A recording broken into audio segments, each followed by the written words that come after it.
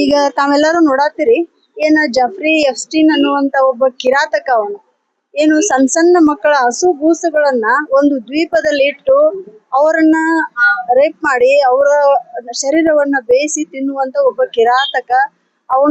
ಅವನ ಜೊತೆ ನಂಟಿರುವಂತಹ ಏನು ಹರ್ದೀಪ್ ಸಿಂಗ್ ಪುರಿ ಅನ್ನೋರ ಹೆಸರು ಈಗ ಬೆಳಕಿಗೆ ಬಂದಿದೆ ಅವ್ರ ಫೈಲ್ ಅಲ್ಲಿ. ಅವರು ಎಷ್ಟು 2008ರಲ್ಲಿ ಅರೆಸ್ಟ್ ಆಗಿದ್ರು ಅಂತ ಕೇಳಿದ್ವಿ. ಅದಾದ್ಮೇಲೆ 2014ರಲ್ಲಿ ಇವರು ಅವ್ರ ಜೊತೆ ಮಾತಾಡಿದ್ದಾರೆ ಅಂತ ಒಂದ್ ಫೈಲ್ ಅಲ್ಲಿ ಬಂದಿದೆ.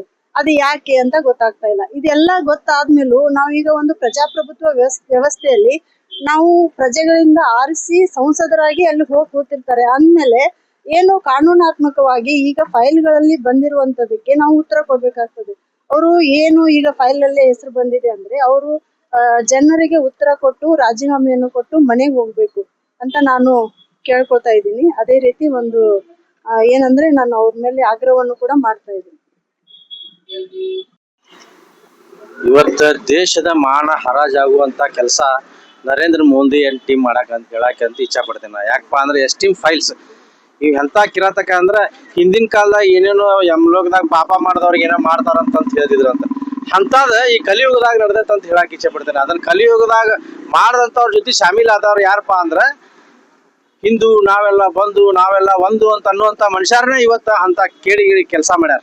ಯಾಕಪ್ಪ ಅಂತಂದ್ರೆ ಇವತ್ತು ಏನಾಗ್ಬಿಟ್ಟೈತಿ, ಆ ಎಸ್ಟೀಮ್ ಫೈಲ್ನಾಗ ಹೋಗಿ 14-12 ವರ್ಷದ ಹುಡುಗರು ಕರ್ಕೊಂಡು ಹೋಗಿ ಅವ್ರ ಮ್ಯಾಗ ಬಲಾತ್ಕಾರ ಮಾಡಿ ಹಸು ಕೂಸುಗಳನ್ನ ಅವ್ರನ್ನ ಬೆಂದು ತಿನ್ನುವಂತ ಕೆಲಸ ಮಾಡುವಂತ ಮನುಷ್ಯರ ಜೊತೆ ಇವ್ರ ಸಂಬಂಧಗಳದಾವ.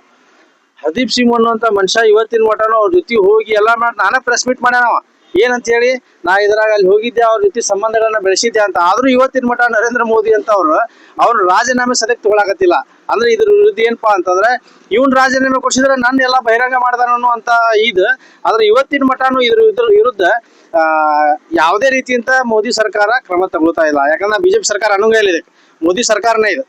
ಯಾಕಂದ್ರೆ ಅವ್ರದೇ ಆದಂತ ಒಂದು ಸರ್ಕಾರ ಇದೆ. ಅದಕ್ಕೆ ದಯವಿಟ್ಟು ಮುಂದಿನ ದಿನಗಳಲ್ಲಿ ಸಂಬಂಧಪಟ್ಟಂತ ಯಾರ್ಯಾರು ತಪ್ಪು ಮಾಡ್ಯಾರ ಈ ಫೈಲ್ನಾಗ ಯಾರ್ಯಾರು ಅದಾರ ಅವ್ರ ಅಟ್ರು ರಾಜೀನಾಮೆ ತಗೋಬೇಕು.